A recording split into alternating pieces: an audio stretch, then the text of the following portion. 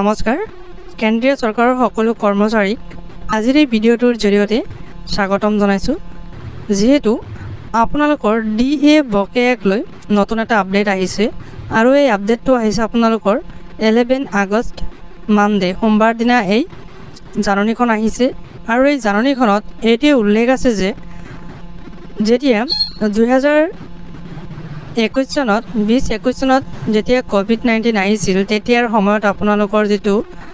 DA এৰিয়াৰ্ছ যেটো আছিল আপোনালোকৰ DA মানে ডিয়াৰনেছ এলাউন্স বা ডিয়াৰনেছ ৰিলিফ বুলি কয় আৰু তেতিয়াৰ সময়ত আপোনালোকৰ 18 মাহৰ যেটো DA মানে ডিয়াৰ আছিল আৰু সেই DA ক লৈ গুৰুত্বপূৰ্ণ জাননী আহিছিল আৰু তেতিয়া কি কৰিছিল সেই 18 মাহৰ DA টো বন্ধ কৰি ৰাখিছিল কাৰণ ভাৰতবৰ্ষৰ ফাইনান্সিয়েল মানে বিত্ত বিভাগৰ ধন যেটো বিত্তীয় যেটো ঘাটিটো কম আছিল মানে ৰাখ পাইছিল তেতিয়া আৰু সেই বাজেট অনুমানত কি কৰিছিল 2020-21 বিত্তীয় বৰ্ষত তেতিয়া এই 18 মাহৰ যেটো DA এৰিয়াৰ সেইটো দিয়া হোৱা নাছিল কিন্তু কৈছিল যে তেতিয়াৰ সময়ত পিছত সেইটো দিয়া হ'ব বুলি কৈছিল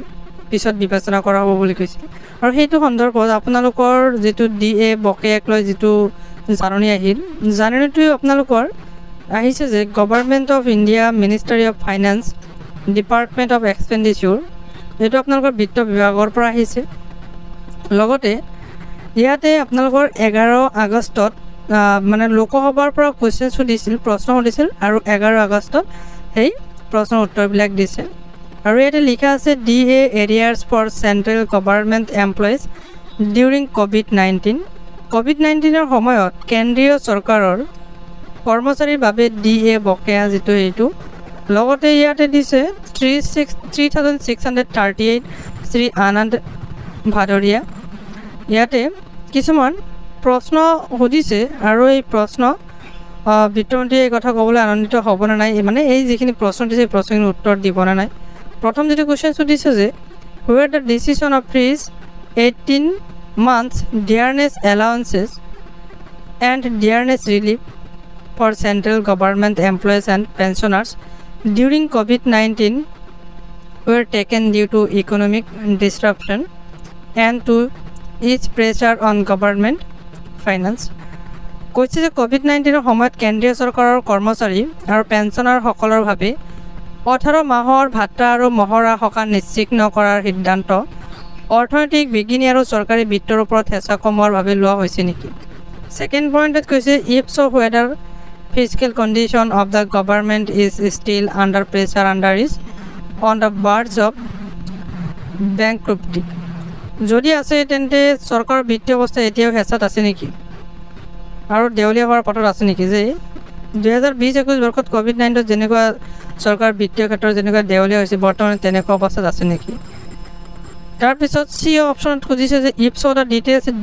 thereof and the reason for failure of the government to keep the robust fiscal condition of the country up to the mark which it inherited in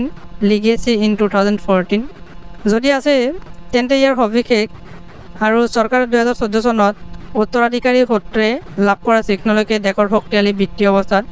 ৰখাত ব্যৰ্থ হোৱাৰ কাৰণ যদি এনেকৈ দেউলীয়া আছে আৰু সেই দেউলীয়া হোৱাৰ কাৰণটো জনাবলৈ দিছে আৰু 2014 চনত উত্তৰাধিকাৰী সূত্ৰ লাভ কৰা চিহ্নলৈকে next if not the time by which the government would release the arrears of 18 months DA যদি নহয় তেন্তে চৰকাৰে 18 মাহৰ DA বা DR বকেয়া ধন কিমান সময়লৈকে মুকলি কৰিব কৈছে লগতে ইয়াতে উত্তৰ দিছে minister of state in the ministry of finance Shri Pankaj Choudhury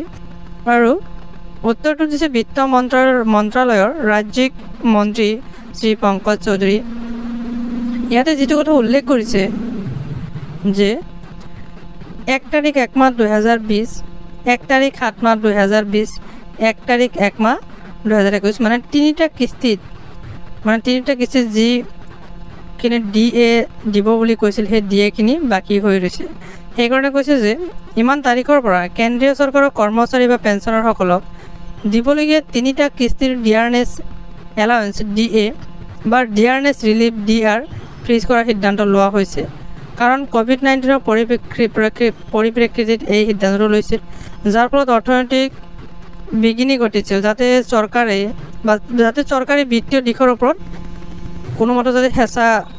নপৰে বা হেঁচা কম হয় সেইটো হিচাপত। তাৰপিছত ছেকেণ্ড অপশ্যনত এইটোৱে কৈছে যে ভাৰত চৰকাৰৰ যিটো ঘাটি আছিল 2020-21 বিত্তীয় বৰ্ষত, সেইটো 9.2% পৰা 2025-26 বিত্তীয় বৰ্ষত 4.4% হ্ৰাস পাইছে, মানে কমিছে। বাজেট অনুমান কৰিছে, বাজেটে যিটো অনুমান কৰিছে। তাৰপিছত লিখিছে যে 2020 চনত মহামাৰীৰ বিৰূপ আৰ্থিক প্ৰভাৱ আৰু চৰকাৰে গ্ৰহণ কৰা কল্যাণমূলক ব্যৱস্থাৰ বিত্তীয় সাহায্যৰ ক্ষেত্ৰত 2020-21 বিত্তীয় বৰ্ষৰ পিছত বিত্তীয় বৰ্ষৰ বিস্তাৰ ঘটিছিল। গতিকে DAR বকেয়া সম্ভৱপৰ বুলি গণ্য কৰা হোৱা নাছিল। আৰু